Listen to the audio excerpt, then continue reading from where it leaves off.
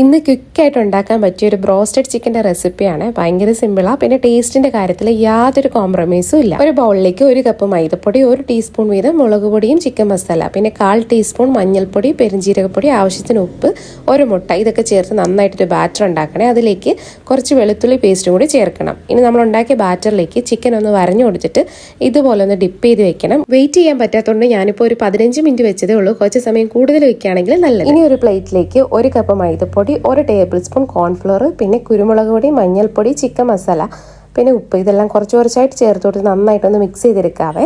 ഇനി നമ്മൾ ഡിപ്പ് ചെയ്ത് വെച്ചിരിക്കുന്ന ചിക്കൻ ഉണ്ടല്ലോ, ഈ ഒരു മിക്സിൽ നന്നായിട്ടൊന്ന് കോട്ട് ചെയ്തെടുക്കണേ. ഇതുപോലെ ഒന്ന് കോട്ട് ചെയ്തിട്ട് നന്നായിട്ടൊന്ന് കുടഞ്ഞെടുക്കുമ്പോൾ നമ്മുടെ ബ്രോസ്റ്റഡ് ചിക്കൻ്റെ ആ ഒരു ടെക്സ്ചർ കിട്ടുവേ. കണ്ടില്ലേ? ഇനി നല്ല ചൂടായ എണ്ണയിലിട്ട് തിരിച്ചു മറിച്ചു നോക്കിയിട്ട് പൊരിച്ചെടുക്കുമ്പോൾ ഉണ്ടല്ലോ നമ്മുടെ അടിപൊളി ബ്രോസ്റ്റഡ് ചിക്കൻ റെഡി. അപ്പോൾ ഈ ഒരു വെക്കേഷന് നമ്മുടെ കുട്ടീസിനെയൊക്കെ സന്തോഷിപ്പിക്കാൻ ഇതുപോലെ ഒന്ന് ഉണ്ടാക്കി കൊടുക്കണേ. അപ്പോൾ ട്രൈ ചെയ്ത് നോക്കിയിട്ട് ഫീഡ്ബാക്ക് അറിയിക്കണം.